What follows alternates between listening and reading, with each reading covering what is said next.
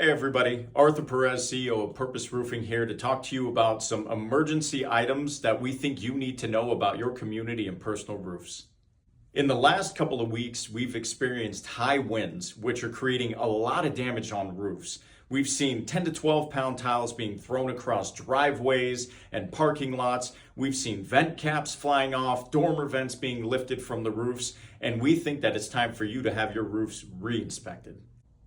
Due to excessive winds, we're seeing tree-lined properties and even properties that have minimal trees being covered with debris and leaves, which is then flowing from the valleys and waterways down into the gutters. So roofs that potentially were maintained are now having their waterways clogged, and they are not going to function properly. And when they don't function properly, they generally lead to leaks. We're recommending these re-inspections on communities that have already had maintenance done. Now, you may have had the maintenance done, your roofs were in great condition, and all of a sudden we have these high winds and everything gets moved around. So what we're saying to our clients and anybody who's willing to listen is get ready for the rain again.